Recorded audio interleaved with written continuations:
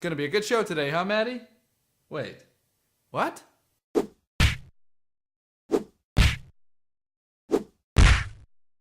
Welcome to Three Things You Can Use, where Maddie and I decode self-improvement and entrepreneurship through books, 3 things at a time. If you want to improve your life and your business through books with us, subscribe. This week's book is Wait, What? And Life's Other Essential Questions by James E. Ryan. James E. Ryan is the Dean of Harvard's Graduate School of Education.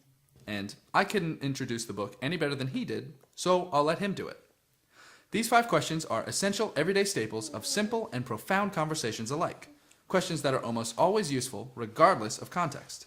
They are questions that can just as readily get you through a Monday morning as they can help you figure out what you want to do with your life. They are questions that will help you form new relationships and deepen the ones that you already have. End quote. This is a truly unique and inspiring perspective from an author with a lot of depth. So, what are 3 things we can use from this book? Successful people ask better questions, and as a result, they get better answers, says Tony Robbins.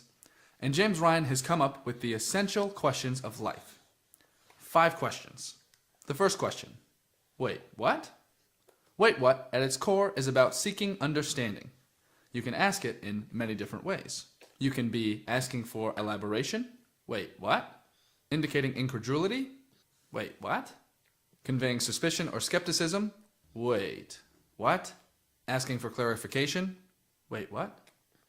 Quote, in short, wait, what is an essential question because it is at the heart of understanding, which in turn is crucial to a fulfilling and rewarding life, both professionally and personally. The world will be a richer place for you the more you understand the people and ideas you encounter. End quote. The second question, I wonder. Whether you are wondering why or wondering if, I wonder is at the heart of curiosity. And while conventional wisdom suggests that curiosity can be dangerous, especially to cats, curiosity is conducive to health and happiness. What was once mundane becomes mysterious and fascinating to the curious. The curious try new things. Interest is poofed into being when the words, I wonder, are spoken.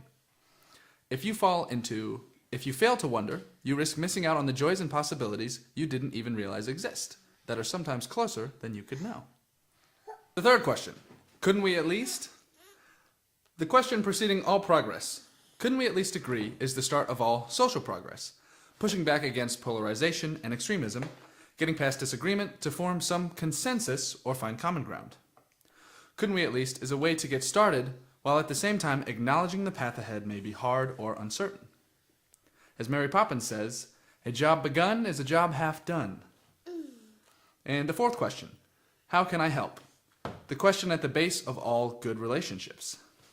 How can I help signals that you care, that you are willing to help, but it also saves their dignity. You validate that they have a real problem and that you are available to help if need be, while at the same time, it makes them take ownership for their own problems. And at the very least, it serves as an invitation for them to vent or to get some sympathy. In this way, by asking how you can help, sometimes you already have. And the fifth question, what truly matters? The question at the heart of life. What truly matters helps you to maneuver through the minutiae in pursuit of the momentous. It's the periscope for your routine submarine. Peer over the peaks and valleys of everyday life and into the vast expanse of possibility, reminding yourself of the world outside your little submarine. What truly matters puts a magnifying glass to irrelevance, and it focuses us on the big picture. Ask these questions and get at the root of understanding, the heart of curiosity, the beginning of all progress, the base of all relationships, and the heart of life. And the bonus question.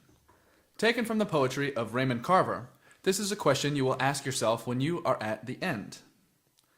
And did you get what you wanted from this life, and even so? Did you get what you wanted from this life? Did you live it up? Did you enjoy the moments that you could enjoy? Were you present and active? Did you spend time with the people you wanted to spend time with? Did you accomplish the things you set out to do? Was the world a better place because of you, and because you were on it? And even so. Pain and disappointment are part of life. This part of the question acknowledges this and makes it more serious. Did you get what you wanted from this life, and even so? Thinking of how you're eventually going to ask yourself this question is the point. It rips the mundanity off your day-to-day and prompts you to enjoy, to forgive, and to experience. It makes you scoff at inaction and shun regret. And it gives you the incentive to ask and use and live by the other 5 questions. Einstein said, if I had an hour to solve a problem, I'd spend 55 minutes figuring out the question to ask and 5 minutes finding the solution. The right questions can be bowling bumpers, guiding you to the right answers. Searching the ether with your blindfold on, asking the cosmos, warmer, colder? And, correspondingly, asking the wrong questions will give you the wrong answers. Like in Algorithms to Live by Brian Christian and Tom Griffiths, overfitting by tracking the wrong metrics. I.e., a business only focusing on producing won't take enough time for maintenance and will eventually pay a price. Asking questions like, why am I having such a bad day, sets a tone and boxes your circumstances in negatively. How can I make this day better, on the other hand, opens the box. Questions are just as important as answers. Questions usually have a lot of built-in assumptions. The saying, there are no bad questions, can't be true if this is the case. But with the right questions, what would your perfect life look like 5 years from now? What would you try if you knew you couldn't fail? What's your favorite color? Questions can change your perspective and open up possibilities that, before then, went unseen. So, to recap, ask the 5 questions and get at the root of understanding, the heart of curiosity, the beginning of all progress, the base of all relationships, and the heart of life. Ask the bonus question for a quick shot of perspective. And remember that questions can be just as important as answers, and put enough time into asking the right ones. This book was a perfect combination of wisdom, humanity, and understanding the underlying questions of life. I really enjoyed it. His commencement speech that includes the questions is linked up if you want to check that out. If you're not subscribed to Average Optimized, make sure to subscribe so you don't miss next week's video. Thank you for watching this with us, and we'll see you next week. Bye. Blueberries, please. Okay.